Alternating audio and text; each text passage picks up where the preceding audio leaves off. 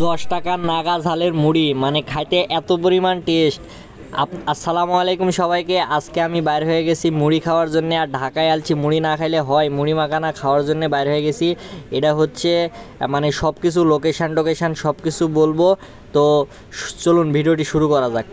ঢাকাতে আসছি অনেক দিন পরে, তো ঢাকাতে এসে মুড়ি তো খাওয়াই লাগে, আর মুড়ি খাওয়ার জন্য বাইর হয়ে গেছি। এটাকে বলে শনির আঁকড়া। তো শনির আঁকড়া দিয়ে হাঁটা শুরু করে দিছি। এই যে মুড়িওয়ালার দোকানেও চলে আসিছি, দেখে পাচ্ছেন এটা সেই মুড়ির দোকান। আর দেখেন মুড়ি মাখাইতে বলে দিলাম মাত্র 10 টাকার মুড়ি।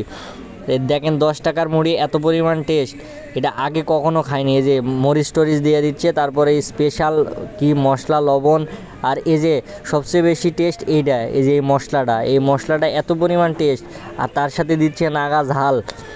একটা মরিচ খেয়ে তো আমার অবস্থা খুবই খারাপ, মানে এই একটা মরিচে যে ঝাল হয়েছে, একটা লাতো একটার 3 ভাগের 1 ভাগ। তো দেখে পাচ্ছেন মাখানা শুরু করে দিছে, এই যে মাখাচ্ছে দেখেন, মানে মাখানারই একটা টেস্ট আছে, খুবই টেস্ট। আর এটা খাইতে যে মানে 10 টাকার মুড়ি খায় যে এত পরিমাণ টেস্ট পাচ্ছি, এটা আগে কখনো পাইনি। তো মামাকে বললাম যে আমাকে প্যাকেটে করে দেন, থালে করে খাবো না, প্যাকেটে করে নেওয়ার জন্য এই যে প্যাকেটে ভরে দিচ্ছে।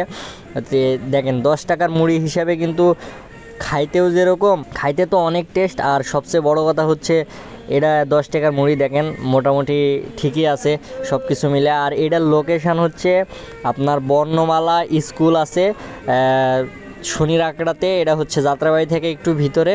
তো আমি তো খাইয়ে দেওয়া পুরা গরম হয়ে গেছি, মানে এত পরিমাণ ঝাল। আর এই যে মসজিদের পাশেই এখানে বসে শনির আঁকড়া, ধুনিয়া মসজিদ, তো ধুনিয়া মসজিদের পাশেই বসে। তো আজকে এই পর্যন্ত, আসসালামু আলাইকুম।